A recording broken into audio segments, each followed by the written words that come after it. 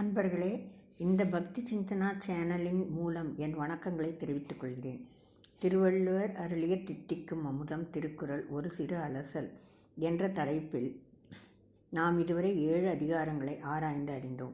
இன்று 8வது அதிகாரமான அன்புடைமை என்னும் தலைப்பில் திருவள்ளுவர் அருளிய வாழ்க்கை தத்துவங்களை இன்று நம் பக்தி சிந்தனா சேனலின் 25வது காணொளியின் மூலம் நாம் அறிந்து மகிழ்வோம் வாரீர். குறள் நம்பர் 71. அன்பிற்கும் உண்டோ அடைக்குந்தாள் ஆர்வலர் புன்கணீர் பூசல் தரும். அன்பிற்கும் அடைத்து வைக்கும் தாழ்தான் உண்டோ? அன்புடையவரின் சிறு கண்ணீரே உள்ளே இருக்கும் அன்பை பலரும் அறிய வெளிப்படுத்திவிடும். அன்பிற்கும் கூட பிறர் அறியாமல் தன்னை மூடி வைக்கும் கதவுதான் உண்டோ? இல்லை. தம்மால் அன்பு செய்யப்பட்டவரின் துன்பத்தை காணும்போது வடியும் கண்ணீரே அன்பு உள்ளத்தை காட்டிவிடும். Anyone who is having more affection on others need not show by taking efforts and all to prove it. Tears in his eyes itself will prove his affection to others. Is there anything like thought that is lack for affection of anyone on others than his tears in eyes, which itself proves his affection? குறள் number 72. அன்பிலார் எல்லாம் தமக்குரியர் அன்புடையார் என்பும் உரியர் பிறர்க்கு. அன்பு இல்லாதவர் எல்லா பொருட்களையும் தமக்கே உரிமையாக கொண்டு வாழ்வார். அன்புடையவர் தம் உடலையும் பிறருக்கு உரிமையாக்கி வாழ்வர். அதாவது அன்பு இல்லாதவர் எல்லாம் தமக்கே என உரிமை கொண்டாடுவர். அன்புடையவரோ தம் உடல், பொருள், ஆவி ஆகிய அனைத்தும் பிறருக்கென எண்ணிடுவர். Those who don't have love and affection always think that everything is belonging to them, but those with love and affection would always share their belongings with others. Anbilar, that is those with no love and affection, own everything as their belongings and don't have any sharing mentality. But Anbudayar, that is those with love and affection, would always share their belongings with others. They always have wider thinking that their udal, porul and avi, that is their body, properties and Atma are all belonging to others also. குறள் number 73.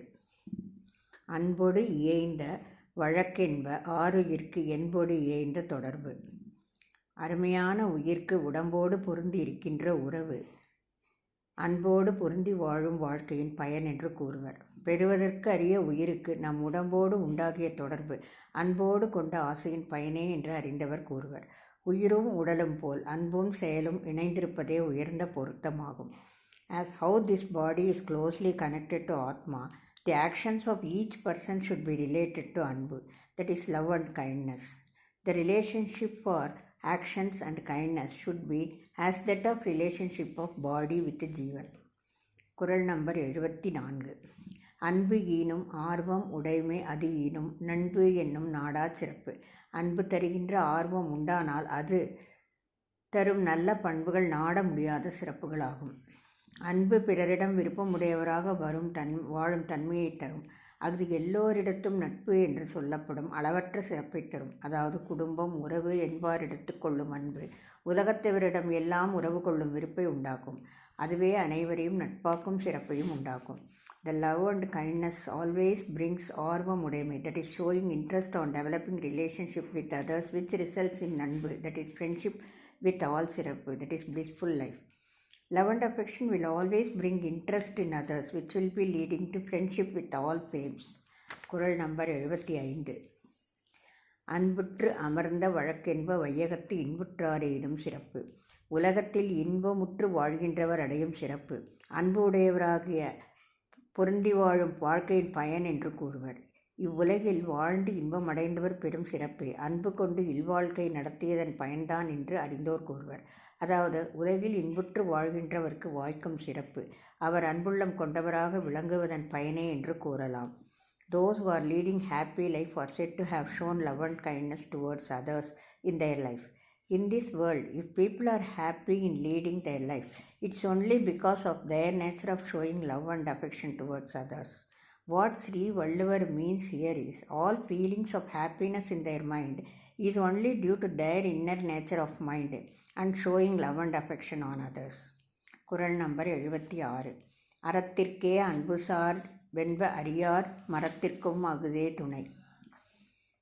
அறியாதவர் அறத்திற்கு மட்டுமே அன்பு துணையாகும் என்று கூறுவர். ஆராய்ந்து பார்த்தால் வீரத்திற்கும் அதுவே துணையாக நிற்கின்றது.